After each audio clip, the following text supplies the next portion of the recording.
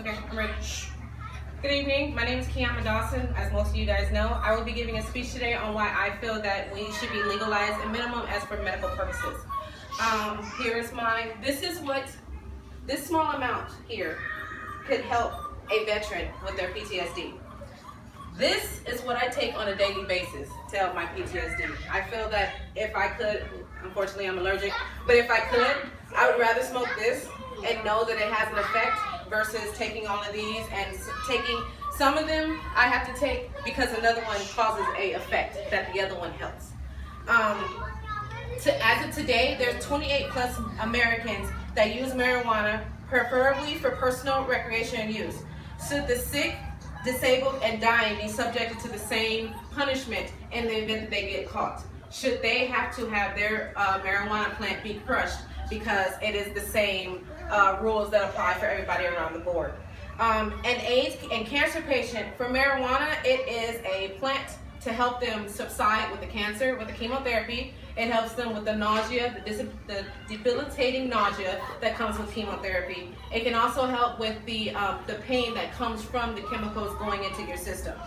Secondly, for PTSD, a plant can help with the anger. It can help with the anxiety so that a veteran can feel the ability to be able to go into a store and not freak out as they walk into the store. So why can't we not legalize it at minimum as it in the state of Texas right now, at minimum for medical purposes, not for recreational? I think that this could help many people in many different ways.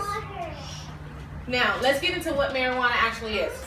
Marijuana is a plant which is from a seed that goes into the ground, that is watered. That is what marijuana is. The consistency or the THC levels vary versus the amount of plant you have. It can go from 1% and it can go down up to as far as 30%. The additional percentage of the concentration comes when you do different things to it, as the many different ways that weed is out there as of now. As of 2014, there are 22 veterans that commit suicide a day. To me, that's one too many, especially with me being a veteran. The VA is very quick to give veterans pills galore. As you see, I've presented them. I've gotten every single one of those pills from the veteran, from the VA, to try to help me prevent my anxiety or my PTSD or any of my other symptoms that I have, as far as being to war one too many times. Possession of this amount right here will cause you to go to jail. No, ma'am. And I personally don't think that is fair if it is for medical purposes only. Now, I do understand that there are going to be some that abuses the system, but if you think about it now, even without it being legalized, it gets abused as it is right now. The Supreme Court said that one of the reasons why they did not want to pursue it being legal is because they did not want the drug cartel or those individuals that use it to profit off of it to abuse and use the system. But I don't know if they have checked the rules or the law lately, but as of right now, there is approximately 18% of the arrests that get made right now are potentially from people that are already doing weed. Also, there is underlying railroads. There's many different ways that they already do it. So the purpose of you saying that as your reason for it not being legal is like calling the kettle black.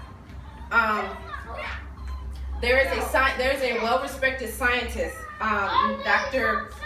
Mechoulam, I believe is how you say it. He's Israeli, so I may be saying it wrong.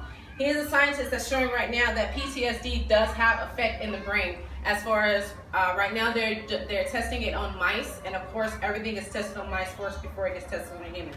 But he is able to prove that it is helpful to the animals as it is right now. Now, to prove my point more, per se, as of right now, alcohol is legal.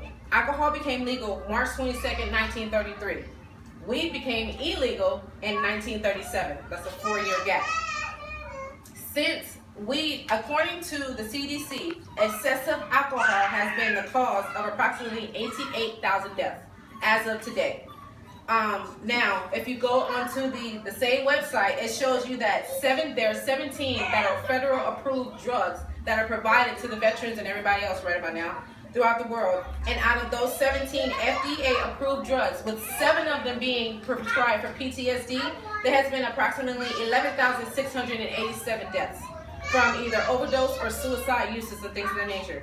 For cannabis, there has been 279, and that is a secondary cause, not a primary cause. So, for them to say that it can cause to a leading of death, well, the legal things that you guys have that are in the system right now is already proving that that's more illegal than that causes more deaths than the weed that you guys are trying to make illegal or constantly pushing it for it to be illegal. Now, back to the veterans. In 2014, like I said before, they are tolling right now at 22 deaths a day for veterans. Now, to break that down for you a little bit more, there's more than, in 2014, the calculation was there was 74,000 deaths that were reported to the VA. Now, to shrink that up for you, just to give you a little bit more concept on that, there is less than 9% of the U.S. population that are veterans. So that should tell you right there more in depth on what the PTSD is doing to the soldiers. So my question still remains, if this little bit amount can help a soldier, we'll go with the soldier as I am. If this little bit amount can help a soldier, why can't this be legal when all of these can be causes of death for our soldiers, but they are legal? Once again, my name is Kiamba Dawson, and that's why I think we should be legalized.